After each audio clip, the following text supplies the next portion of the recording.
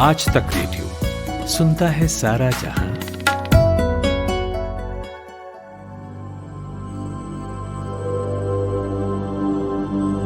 अच्छा, एक बात बताइए, आप में से कितने ऐसे लोग हैं जिन्होंने लॉकडाउन के टाइम पर कार्ड्स खेले, यानी ताश? लूडो तो उन दिनों भयानक चला था, मगर ताश के पत्तों का मजा थोड़ा अलग होता है।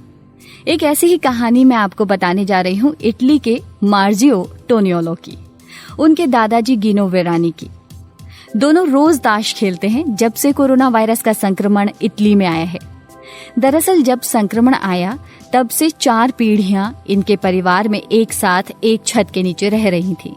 एक 3 साल के बच्चे से लेकर 88 साल तक के ग्रेट ग्रैंडफादर तक।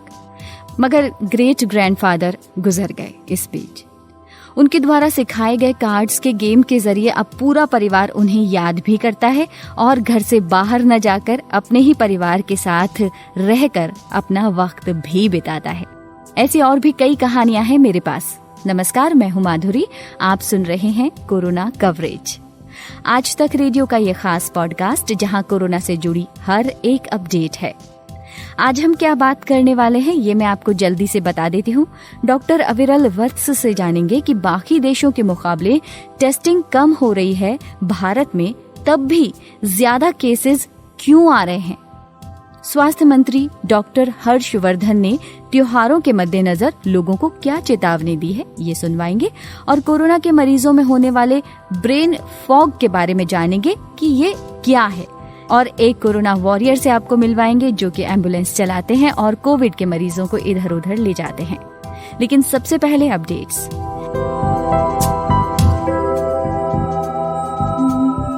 देश में कोरोना के मामले 71 लाख के पार पहुंच गए हैं। एक दिन में 66,500 से भी ज्यादा नए मामले सामने आए। सक्रिय मामले अब 8,61,853 हैं। कल करीब 9,95,000 सैंपल टेस्ट किए गए। अब तक यानी 11 अक्टूबर तक 8,78,72,000 से ज्यादा सैंपल्स जांचे गए हैं। महाराष्ट्र में दिवाली से पहले स्कूल्स नहीं खुलेंगे। अपने जमाने के मशहूर बंगाली एक्टर सौमित्र चैटर्जी को दूसरी बार प्लाज्मा दिया जाएगा। वे कोरोना पॉजिटिव हैं। चीन के किंगदाओ शहर में 9 मिलियन लोग रहते हैं। 5 दिनों में इन सब की कोरोना जांच की जाएगी। वहां नए केस मिलने के बाद ये फैसला लिया गया है। ब्रिटेन में BCG ट्यूबरकुलोसिस वैक्सीन को फ्रंटलाइन केयर वर्कर्स पर लगाने का विचार किया जा रहा है ताकि इसके प्रभाव को देखा जा सके। न्यूजीलैंड ने फाइजर बायोएनटेक से कोविड-19 वैक्सीन के लिए टाई अप किया है। फ्रांस में पिछले 24 घंटों में 16,000 नए केस दर्ज किए गए। 46 लोगों की मौत भी इस दौरान हुई। यूके में रेस्ट्रिक्शंस और सख्त किए जाएंगे। वहां वायरस इन्फेक्शन के मामले बढ़ रहे हैं और पाकिस्तान के कई शहरों में कोविड-19 पॉजिटिविटी रेट बढ़ने के कारण मिनी स्मार्ट लॉकडाउन लगाया जा रहा है। नॉर्थ कोरिया में एक बहुत बड़ी परेड हुई वर्कर्स पार्टी के 75 इयर्स होने के उपलक्ष्य में। ये पार्टी वहां 75 साल से रूल कर रही है और वहां के नेता किम जोंग उन ने देश के लोगों को इस मौके पर संबोधित भी किया, जिसमें ये घोषणा की गई कि उत्तर कोरिया कोरोना से मुक्त हो गया है। बड़ी संख्या में लोग मौजूद थे, मिलिट्री थी। हालांकि ये घोषणा खुश करने वाली थी, पर सोशल डिस्टेंसिंग बनाकर रखनी चाहिए थी ना। सब लोग इतना पास पास खड़े थे और मिलिट्री भी थी, इतने सारे लोग थे, लेकिन कोई सोशल डिस्टेंसिंग नहीं, कोई मास्क नहीं। किम जोंग का भाषण बहुत इमोशनल था, लोग रो रहे थे इसे सुनकर। अच्छा, इसके अलावा किम ने यह भी कहा कि देश बहुत ही बुरे आर्थिक संकट से भी गुजर रहा है। खैर, ये तो लगभग हर देश की कहानी लगती है। हमारे देश की कहानी ये है कि हर रोज जितने कोरोना के मामले विश्व में आ रहे हैं उनमें सबसे ज्यादा भारत के हैं। टेस्टिंग दूसरे देशों की तुलना में कम है। तब भी इसके क्या कारण हो सकते हैं, क्या मायने हो सकते हैं, जानने को मैंने बात की डॉक्टर अविरल वत्स से। जी डॉक्टर साहब। जी, नंबर 1 पर बना हुआ है। मैं बिल्कुल आपसे सहमत हूँ। वर्ल्ड में इंडिया कोरोना के जो हम इफ़ेक्ट्स की बात करें तो, लेकिन कई लोग शायद आपसे सहमत नहीं होंगे क्योंकि जो टोटल नंबर ऑफ़ केसेस हैं या टोटल नंबर ऑफ़ डेथ्स हैं वो शायद अभी इंडिया की नंबर 1 पे नहीं है। लेकिन लोगों को ये जानना बहुत ज़रूरी है कि अगर हम पिछले कई हफ्तों से देखें, कुछ केसेस में तो अगस्त से ही देखें, तो इंडिया का जो डेली के जो केस लोड है, डेली कितने मरीज़ आ रहे हैं, वो दुनिया में सबसे ऊपर है। और इंडिया में डेली की जो नंबर ऑफ़ डेथ्स हो रही हैं, जो मौतें हो रही हैं, वो दुनिया में सबसे अव्वल नंबर पर चल रही हैं, सैडली सो। तो इसके चलते इंडिया में बीमारी जो है, कोरोना जो है, वो बहुत बहुत बड़ी मात्रा में फैली हुई है। इसका क्या कारण हो सकता है? और साथ में मैं ये भी ऐड कर दूं कि जो टेस्टिंग है वो हमारी उस लेवल की नहीं है जो हमें सही पिक्चर बता सके। इसके क्या कारण हो सकते हैं? देखिए, इसके कारण हमें शुरू से ही देखने पड़ेंगे। जैसे बहुत देशों में, यूके, यूएस को मिलाएं, सभी देशों ने शुरू में इसको इग्नोर किया, डिनाई किया कि हमें नहीं होगी। सबके अपने अपने कारण थे। इंडिया में था कि गर्मी हो जाएगी और हम हल्दी वगैरह वाली डाइट बहुत अच्छी है, हमारी इम्यूनिटी बहुत अच्छी है, ये कारण थे। यूके वालों ने बोला कि हमारे पास NHS है, हमारी आइलैंड है, हम नहीं होने देंगे। मतलब सबके अलग अलग कारण थे। यूएस में ट्रम्प जी ने तो खैर एक्नॉलेज ही नहीं किया कि ये बीमारी बहुत ख़तरनाक है। तो उसके चलते बीमारी, जब ये वायरस एक बार देश में घुस गई और वो फैलनी शुरू हो गई और हमने उसको डिटेक्ट करना भी नहीं चालू किया उस लेवल का, that is where we started to lose the game. वो जो रेस थी वो हम तभी से हारने शुरू हो गए थे। उसके बाद जो इंडिया में लॉकडाउन हुआ वो बहुत पहले जैसे हो गया था, लेकिन उसकी जो इम्प्लीमेंटेशन थी वो इतनी स्ट्रिक्ट नहीं रही। लोगों को जो इकोनॉमिक सपोर्ट थी वो नहीं मिली, तो उसके चलते लोग उसको सक्सेसफुल नहीं कर सके। साथ में गवर्नमेंट और पब्लिक का जो डायलॉग होता है, एक डेली बेसिस पे गवर्नमेंट का जो एक पब्लिक के साथ डायलॉग होता है, उनकी समस्याओं को समझना और बीमारी की जो सिवेरिटी है, बीमारी की जो प्रॉब्लम्स हैं, वो शेयर करते रहना, वो बिल्कुल मिसिंग है। शुरू में कुछ प्रेस कॉन्फ्रेंसेस होती थी, लेकिन बहुत देर से तो वो भी बंद हैं। जो सरकारी अदारे हैं, ICMR जैसे, उनका डाटा के बारे में डिस्कस करना, इसकी कोरोना की साइंस, इसके ट्रीटमेंट्स, इसकी गाइडलाइंस के बारे में रोज़ डेली बेसिस पे कोई डिस्कशन जो है वो मिसिंग है।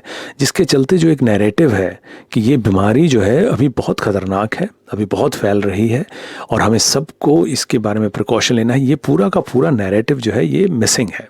तो उससे होता ये है कि जो पब्लिक है वो भी इसको थोड़ा लाइटली ले चुकी है, जो प्रिकॉशंस हैं वो लाइटली ले चुकी है।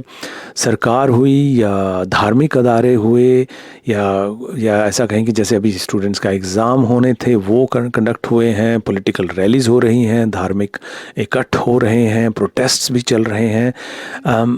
देखा जाए तो सब कुछ हो रहा है वो जो कि इस बीमारी को फैलने में मदद करता है। तो और इस सब के on top of all this, अगर हम टेस्टिंग नंबर्स की तरफ देखें तो वो भी बहुत बढ़िया लेवल की नहीं हो रही कि हमें एग्जैक्ट पिक्चर मालूम चले। तो इस सब कारणों को हम मिलाकर देखें तो ये कारण हैं जिसके कारण हमारे देश में जो संख्या है कोरोना से संक्रमित पेशेंट्स की, वो लगातार बढ़ रही है और जो मौतें हो रही हैं वो भी लगातार बढ़ रही हैं। क्या आपको लगता है कि टेस्टिंग और उसके नतीजों के बीच कुछ गड़बड़ है? जी देखिए, टेस्टिंग और उसके नतीजों के बीच में की जो गड़बड़ की बात है, मैं उस पर तो मैं कमेंट नहीं कर सकता, क्योंकि ये तो अगर कोई एजेंसी को लगता है तो वो इन्वेस्टिगेट करेंगी। लेकिन मुझे अगर हम जो डाटा हमारे सामने आता है उसको हम सच मान के भी चलें तो जो नंबर ऑफ़ टेस्ट हैं वो बहुत कम हो रहे हैं। उसको मैंने कई अलग अलग एंगल से अगर मैं आपको उसके बारे में बात करूं तो देखिए, जो इंडिया में हमें एक टेस्ट ढूंढने के लिए कितने टेस्ट करने पड़ते हैं, जिसको कि हम पॉजिटिविटी रेट भी कह सकते हैं, वो इंडिया में हर एक 12 से 15 टेस्ट के बाद हमें एक पॉजिटिव मिल रहा है। अगर मैं आपको इसके कंपैरिजन में उसमें कंपैरिजन में एक एग्जांपल दूं तो जो न्यूजीलैंड है उसमें उनको 800 के करीब टेस्ट करने पड़ते हैं, तब जाकर एक उनको मिल जाता है। साउथ कोरिया में 100 के करीब टेस्ट हैं, करने के बाद उनको एक मिलता है। और यूके में 50 टेस्ट के बाद एक पॉजिटिव मिल रहा है। तो इसका क्या मतलब है? इसका मतलब यह है कि देखिए कि हमें जो टेस्ट हैं वो हमें बहुत बड़ी मात्रा में करने पड़ेंगे ताकि हम इस बीमारी का जो फैलाव है उसका जो सही मायनों में जो उसने कहाँ ये वायरस जो है जा चुकी है, वो समझने के लिए हमें जो टेस्टिंग के नंबर्स हैं वो बहुत बढ़ाने पड़ेंगे। अभी इंडिया का जो टेस्टिंग रेट है वो एक टेस्ट होता है, 1000 भी नहीं, 1250 लोगों के पीछे एक टेस्ट हो रहा है। तो ये बहुत ही कम है। अगर न्यूजीलैंड की फिर से एग्जांपल लूँ तो वो एक 4.5-5 टेस्ट हो जाते हैं 1000 लोगों के पीछे। तो आप देखिए कि वहाँ पे बीमारी भी कम फैली हुई है और टेस्ट भी हैं वो बहुत बड़ी मात्रा में हो रहे हैं। उसके चलते बस आप ये देखिए कि हमारी आंखों के सामने हमें मालूम चल जाता है कि इस इंसान में बीमारी है तो इनको आइसोलेट करके रखिए, इनमें नहीं है तो इनको मत कीजिए। क्योंकि इंडिया में ये हमने शुरू से इसको थोड़ा हम निगलेक्ट कह लीजिए या डिनाइल में कह लीजिए चल रहे हैं, और हमने पहले कम्युनिटी स्प्रेड का भी नहीं एक्सेप्ट किया और अब हम उसको खोज भी नहीं रहे हैं कि कहाँ कहाँ ये वायरस छुपी हुई है, कहाँ कहाँ फैली हुई है। तो उसके चलते इसके ऊपर काबू पाना बहुत ही मुश्किल होगा। जब हम सीरो पॉजिटिव जो एंटीबॉडी टेस्टिंग के थ्रू जो हम देख रहे हैं, दिल्ली में जो सर्वे हुए, बॉम्बे में जो सर्वे हुए, उसमें देख रहे हैं कि कितनी पॉपुलेशन इन्फेक्ट हो चुकी है, उसमें भी हम देखें 25-30% के करीब अगर पॉपुलेशन इन्फेक्ट हो भी गई है तो 70% पॉपुलेशन अभी भी वल्नरेबल है और उनमें वायरस जो है वो फैल रही है।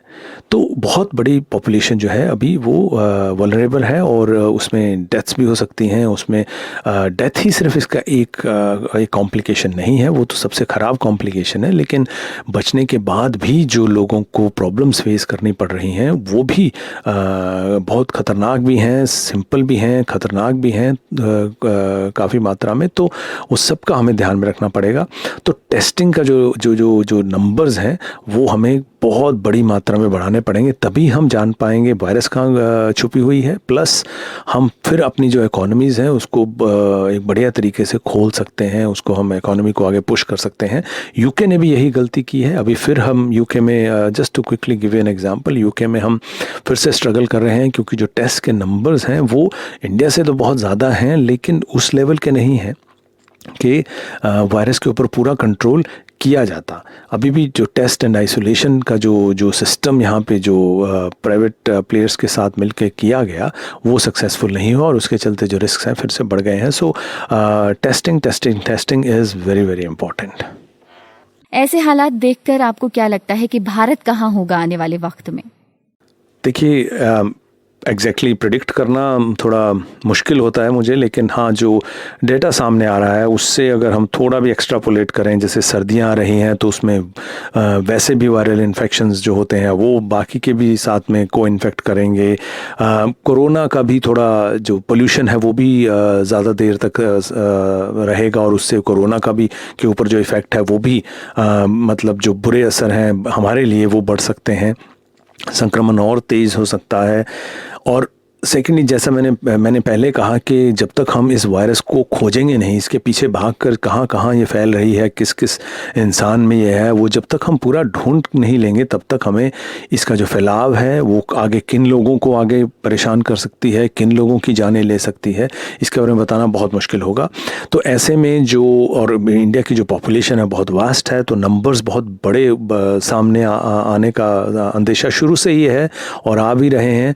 और अभी भी जो ऐसा कुछ भी change of course of action नहीं दिख रहा कि हमने मान लीजिए कि भाई 5 गुना टेस्टिंग बढ़ा दी है या 10 गुना टेस्टिंग बढ़ा दी है। और वो टेस्टिंग में RT-PCR टेस्टिंग की बात कर रहा हूँ, जो एंटीजन बेस्ड टेस्टिंग है वो डायग्नोस्टिक लेवल की नहीं हो सकती, तो वो इतनी कन्फर्मेटरी नहीं है कि हम उसको लेकर जो है कि डिपेंडेबल डाटा जनरेट कर सकें। तो RT-PCR लेवल की जो RT-PCR टेस्टिंग है वो हमें बहुत बड़े लेवल पे बढ़ानी चाहिए, तभी हम जो भारत के जो हालात हैं उनके बारे में प्रेडिक्ट भी कर सकते हैं। अभी तो प्रेडिक्शन भी बहुत मुश्किल है, लेकिन जो अभी के जो डाटा है उसके हिसाब से तो ऐसा लग रहा है कि जो स्ट्रगल है, जो लोगों की स्ट्रगल है, जो इकोनॉमी की स्ट्रगल है, जो हेल्थ सेक्टर की स्ट्रगल है, नॉन कोविड पेशेंट्स की जो स्ट्रगल है, जिनको कोविड के बिना जो बाकी की बीमारियां हैं उनकी जो स्ट्रगल है, वो ऐसा लग रहा है कि काफ़ी लंबे समय तक, आने वाले महीनों तक मुझे तो चलने का वो अंदेशा है।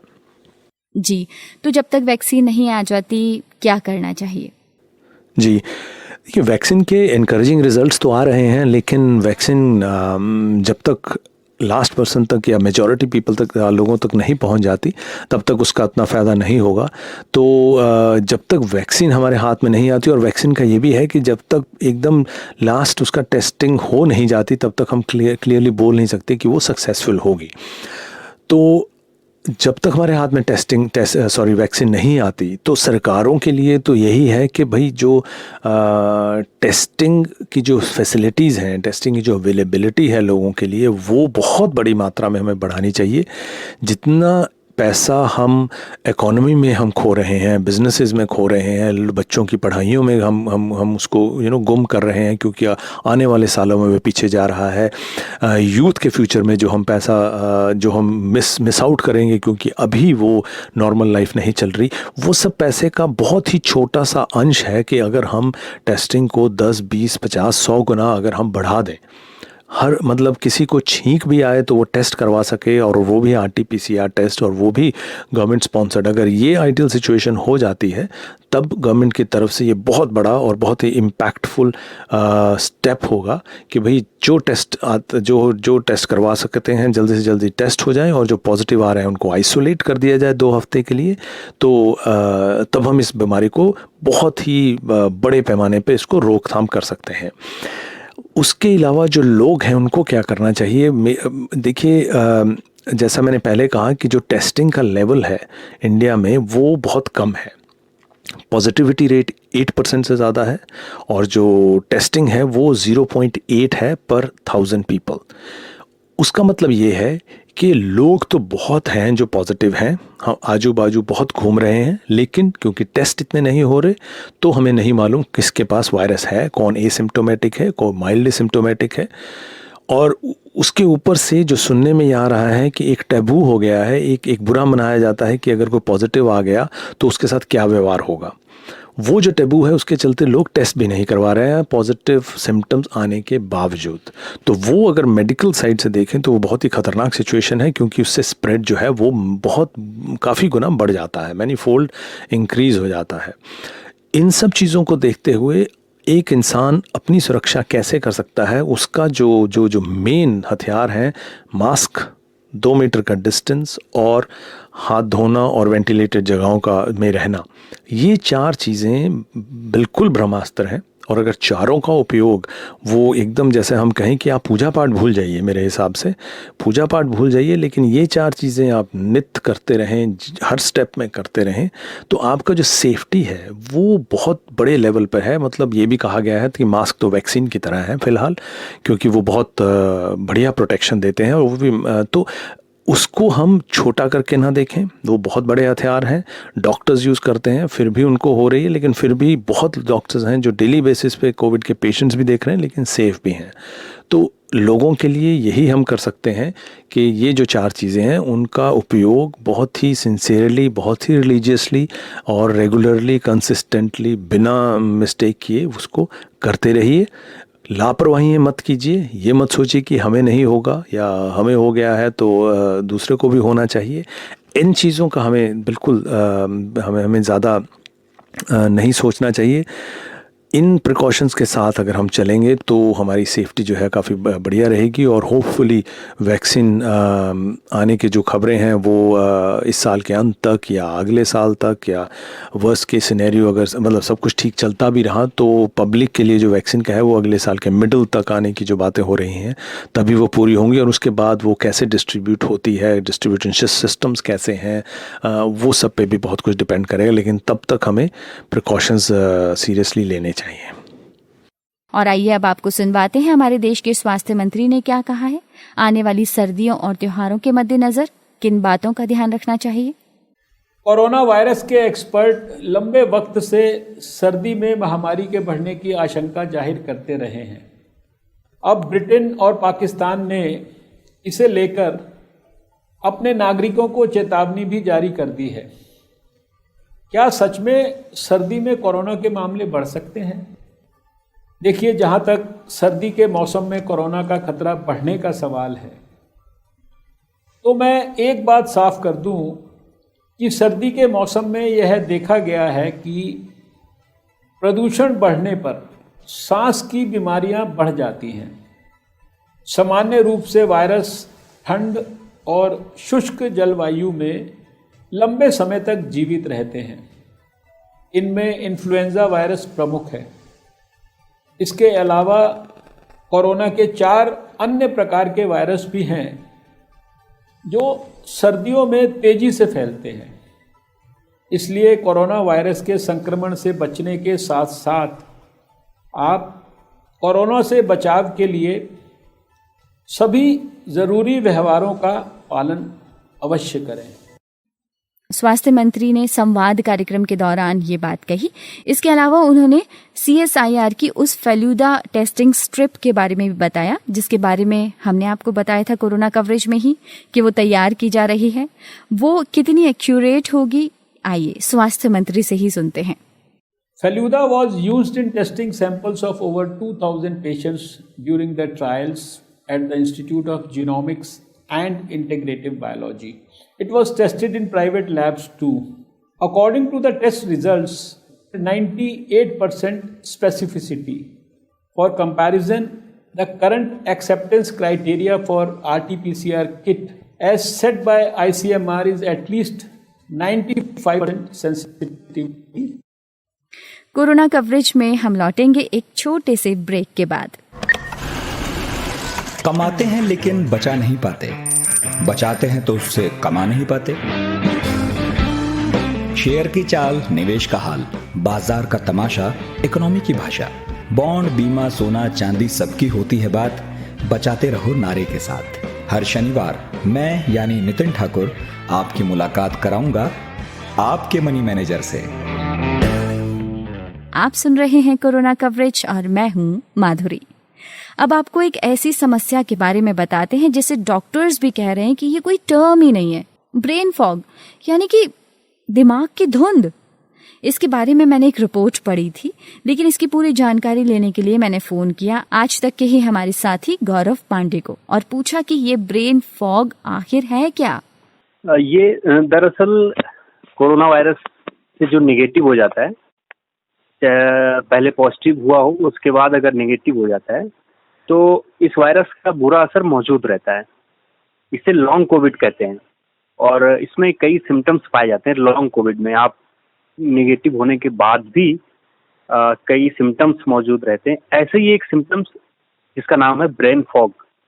ब्रेन फॉग एक theguardian.com में एक रिपोर्ट छपी है, उसके मुताबिक रिसर्चर्स ने बताया कि इसके कारण जो बीमार लोग होते हैं उनमें थिंकिंग प्रोसेस स्लो हो जाता है, ऐसा बताया गया है। और उसमें डॉक्टर्स ने ये बताया है कि कई सवालों को समझने में रोगियों को दिक्कत होती है, उनकी थिंकिंग प्रोसेस में दिक्कत होती है। उन्होंने उदाहरण के तौर पर एक ऑस्ट्रेलिया में एक महिला थी जिसका नाम निकोलसन था। उसको कोरोना हो गया, तो कोरोना पॉजिटिव होने के बाद उसको जब हॉस्पिटलाइज्ड किया गया तो वो उसके दौरान भी माइग्रेन की समस्या से जूझती रही और जब 11-12 दिन बाद वो ठीक होके गई तो उसके शरीर में कई सारी समस्याएं देखने को मिली। उस समस्याओं में से एक सिम्टम्स ये भी था जिसको लॉन्ग कोविड कहा गया। उसके सोचने में दिक्कत हो गई। जब उसने इस बात का खुलासा किया तो ये मामला सामने आया। जी। तो इसका इलाज क्या है? इसका कोई इलाज भी इस रिपोर्ट में बताया गया है? इस रिपोर्ट में एक और जिक्र है, यूनिवर्सिटी कॉलेज ऑफ लंदन के एक डॉक्टर हैं, उनकी एक स्टेटमेंट का जिक्र किया गया है। माइकल जेंदी कहते हैं कि कोरोना के कई ऐसे मरीजों को देखा है जो महीनों बाद भी ब्रेन फॉग से जूझ रहे हैं। उन्होंने कहा कि इनमें ऐसे लोग भी शामिल हैं जो कोरोना से अधिक बीमार नहीं हुए हैं, उनमें सामान्य लक्षण दिखाई दिए और वो फिर कोरोना से ठीक हुए। उनका एक ये भी कहना है कि ये थोड़े दिन बाद ये समस्या धीरे धीरे समाप्त हो जाती है। ये इस पूरे रिपोर्ट का जो सकारात्मक पॉइंट ऑफ व्यू है, माइकल जेंदी ने कहा कि कुछ दिन बाद ये धीरे धीरे अपने आप ठीक हो जाता है। जी, तो इसका कोई इलाज सच नहीं है, बस अपने आप ही एक प्रोसेस है जो ठीक हो जाएगी। जी, जैसे आमतौर पर कोरोना के मामलों में देखा गया, खासकर इंडिया में, कि ये बिल्कुल हैवी इम्यूनिटी या जो अच्छी इम्यूनिटी वाले लोग हैं अपने आप ठीक हो जाता है। ऐसे ही सेम प्रोसेस इसमें भी बताया गया। हालांकि कुछ डॉक्टर्स ये भी कह रहे हैं कि जो ब्रेन फॉग है वो मेडिकल टर्म है ही नहीं। अभी डॉक्टर इसके लक्षणों को ठीक से परिभाषित भी नहीं कर पाए हैं। अब माइकल जेंदी ने तो यही कहा कि धीरे धीरे ये ठीक हो जाएगा। और इसके उदाहरण देखने को भी मिले। ये थे गौरव पांडे। तभी मैं कहूँ, कभी कभी मुझे कुछ समझ क्यों नहीं आता, कभी कभी ऐसे क्यों लगता है कि दिमाग में एकदम धुंधलका सा छा गया है, कोहरा सा छा गया है। मुझे भी तो कोविड हुआ था, मुझे तो हर लक्षण सुनकर लगता है ऐसा तो मेरे साथ भी हुआ है। अब हर लक्षण अपना अपना सा लगता है। आप मुस्कुराइए मत। अब मैं आपको चलिए एक ऐसे शख्स से अब मिलवाती हूँ जो एम्बुलेंस चलाते हैं, कोविड पेशेंट्स को लाते ले जाते हैं। कितना खतरा है इस राह में और कितने किस्से हैं उनके पास, आइए सुनते हैं। नाम है इनका मनोज, रहते हैं रायबरेली में। पेशेंट को बैठा के उनकी पूरी सहायता करना, पूरा किट पहन के, जैसे कोई पेशेंट जो है क्या बोलते हैं बस ऑक्सीजन पे है तो विदाउट किट हाथ को लगाना नहीं है, उनकी पूरी हेल्प करते हैं। और थोड़ा प्रॉब्लम तो होती है मतलब ऐसे जो ऐसे चलना, और इस समय इस महामारी से हम लोग लड़ रहे हैं तो थोड़ा सा अपनी भी सेफ्टी और उनकी भी सेफ्टी बना के करते थे कि हमें भी इतना दिक्कत हो ना उनको दिक्कत हो। पूरी तरह से उनको प्रिकॉशन करना या अपने आप को भी उसी से बचा के रखना। और महसूस तो थोड़ा सा अच्छा भी लग रहा है, थोड़ा सा खराब भी लग रहा है। ये पूरा किट पहन के चलना तो इतनी उलझन सी होती है सबसे ज्यादा, और अपने आप को भी उसी में बचाना है तो थोड़ा सा महसूस अच्छा भी है कि देखिए हम लोग सेवा तो करते हैं पब्लिक की, और उसमें से ना उनको ना बचा ना अपने को बचा के तो दिक्कतें हमारे ऊपर भी आ जाएंगी। तो हमारे पास दोनों ऑप्शन है मैडम, थोड़ा सा अच्छा भी है और थोड़ा सा खराब भी है। तो अच्छा इस वजह से कि हम अपने आप को किट के थ्रू अपने आप को बचा ले रहे हैं और उनको भी उनकी भी सेफ्टी कर रहे हैं।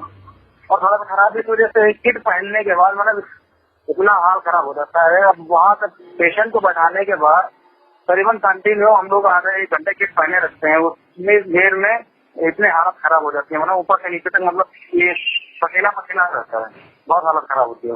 और वैसे अच्छा भी लग रहा है, देखिए हम लोग पब्लिक की सेवा कर रहे हैं, इससे अपने आप को इतनी संतुष्टि मिलती है कि हाँ हम ठीक नहीं करे तो कुछ ना कुछ तो एक योगदान दे रहे हैं देश के विषय में।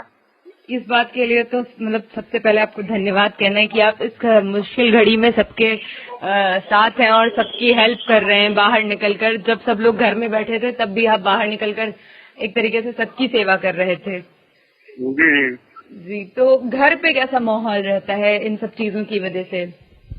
घर पे मैडम जैसे अपने आप को बता के चलते हैं वैसे उन घर पे भी बोलते हैं कैसा है, थोड़ा सा दूरी बना के चलिए और मास्क वगैरह अपना लगा के चलिए, पूरा सैनिटाइज करिए और अपने क्या बोलते हैं हाथ अपने साबुन से धुलते रहिए। जैसे अपने आप को हम बताते हैं वैसे अपने घर वालों को भाई फोन और जो भी पास में है उनसे भी थोड़ा सा दूरी बना के रहिए। बाय द वे हमें तो नहीं है, बाय द वे किसी को हुआ हम उससे नजदीक जाए, उसके थ्रू हमें कुछ हो गया।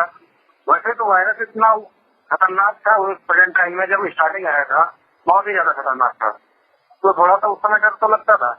अभी भी है लेकिन उतना नहीं है, बस है इतना है मैडम कि अब तो बहुत हल्का हो गया, इतना मेडिसिन आ गई है, थोड़ा बहुत प्रॉपर इसकी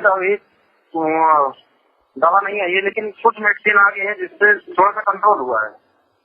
मोहल्ले वालों का बर्ताव कैसा रहता है उस समय, जैसे कि जब जानते हैं कि आप एम्बुलेंस में ले जा रहे हैं उन पेशेंट्स को, तो वो आपसे कैसा बर्ताव करते हैं? नहीं मैडम, वो जैसे घर पे रहते हैं या 2-3 दिन के लिए अपना आते हैं और फिर तो वैसे तो ऑन ड्यूटी रहते हैं, 30 डेज 3-4 दिन की छुट्टियां रहती हैं, उसमें से हम लोग विदाउट चेकअप करा के घर नहीं आते हैं। पहले चेकअप कराते हैं, फिर उसके बाद जो भी रिजल्ट आता है पॉजिटिव आया या निगेटिव आया, अधिकतर तो निगेटिव आता है क्योंकि हम लोग सेफ्टी लेकर चलते हैं, तो जब तक रिजल्ट नहीं आता था तब तक हम लोग घर नहीं आते हैं। और वो भी अपने क्या बोलते हैं प्रूफ के साथ कि बाय द वे हम घर पहुंचे, कोई फोन करके किसी को इन्फॉर्म कर दे कि भैया ये एम्बुलेंस से आए हैं, तो उससे पहले हम खुद अपना प्रूफ रखते हैं कि कोई भी आए तो हम उसको वो प्रूफ दिखा सके कि हमारे ये चेकअप हुआ इस डेट पे, ना हमें दिक्कत है ना आपको दिक्कत होगी। तो थोड़ा सा दूरी बना के आप रहिए, बट ये है कि हम लोग एम्बुलेंस पे हैं तो आप थोड़ा सा दूरी बना के रहेंगे तो ज्यादा बेटर रहेगा। वो समय जमाना में स्टार्टिंग में बहुत मुश्किल घड़ी थी, घर वाले इतना मना कर रहे थे कि इस महामारी में आप ड्यूटी कर रहे हो, आपको कुछ हो गया या आप घर पे आए कुछ हो गया तो इसके जिम्मेदार, हमने कहा टेंशन न लीजिए, इसके जिम्मेदार हम रहेंगे। उस समय इतने हालात खराब थे लेकिन अब तो इतना बेटर है, अब कोई दिक्कत नहीं हो रहा मैडम। अब कोई यानी कि अब घर पे भी कोई कुछ नहीं बोलता है कि पहले जैसे स्टार्टिंग में घर के मम्मी पापा बोलते थे कि ऐसा बेटा इतना महामारी है, आप इसमें ड्यूटी करोगे, कुछ हो गया तो मैं तो उनके लिए बेटर रहते रहे, आप कोई दिक्कत नहीं है, आप जैसे चाहो आराम से ड्यूटी करो, कोई दिक्कत नहीं, और हमारा फुल सपोर्ट करते हैं। और थोड़ा सा स्टार्टिंग में हमें एक चीज मैडम लगा था, वो ये था कि एक पॉजिटिव केस हुआ था और हम अपने एम्बुलेंस में लेके गए थे, तो स्टार्टिंग वो हमारा, मैं रायबरेली में हूँ लेकिन बट उस समय रायबरेली का पहला जो केस था, जो पॉजिटिव आए थे, उसमें हम लेके गए थे उनको, तो उसी समय हमें थोड़ा सा डर लगा था कि इनको है, और हम केवल सोच के इतना कर क्या बोलते हैं इतना डर रहे थे उस समय बहुत ज्यादा, क्योंकि सीएमओ ऑफिस में तो हमें कुछ सामान लेना था, तो भैया थोड़ा सा दूरी बना के रहिएगा, आप एम्बुलेंस से हैं, तो उस समय हमें बहुत डर लगा था स्टार्टिंग में। वो भी पहला केस था हमारा पॉजिटिव था। एक हम केस उठाए थे जगतपुर से, वो पेशेंट बुजुर्ग थी, लेडीज थी, वो एकदम माँ जैसे बूढ़ी माँ होती है एकदम उसी तरह कंडीशन थी, और एज होगी करीबन 60 से समथिंग 60 से ऊपर थी, 55 के आसपास। उस समय हम उनको तक उनके घर पे लेके रखे, कंडीशन इतनी खराब कि मैं उसी समय से वहाँ से फोन पे लगा हूँ, जितने भी डॉक्टर, फार्मासिस्ट और सीएमओ जो भी हमारे कांटेक्ट में थे, मैंने सबको उनको लाइन पे लिया, बात करी, और मैं उस केस से इतना परेशान हुआ था मैडम कि पूरी अपनी जान लगा दी उस केस से, कि इनको हमें कैसे भी हालत में तो हॉस्पिटल शिफ्ट करना है और बचाना भी है। उस समय हमें थोड़ा सा ऐसा लग रहा था कि हाँ इतना बड़ा योगदान, और हमारे ड्राइवर साहब जो है अताम जी, ये इतना हमें सपोर्ट किए, इतना कि मतलब वो समय में बयान नहीं कर सकता। जैसे आपके एक केस सुने हो, वो हनीफ का मैटर था और जो बच्चे की जान बचाई थी, सेम वो कंडीशन हम लोग को याद आई कि जैसे उसने बताई है वैसे हमको भी बचाना है, पूरा योगदान दिए थे उस समय। आपका बहुत बहुत शुक्रिया और आपको बहुत सारी शुभकामनाएं। आप स्वस्थ रहें, इसकी आज तक रेडियो की ओर से दुआएं। मैं चलती हूँ, अपना सारा सामान ले लेती हूँ, मेरा चश्मा, मेरा ईयरफोन, मेरा सैनिटाइजर और हाँ मास्क, सब ले लिया मैंने। तो मैं तो मास्क पहनती हूँ, और आप बताइए मुझे कि आप पहनते हैं कि नहीं। radio@aajtak.com पर आकर। Bye bye, stay safe and stay connected.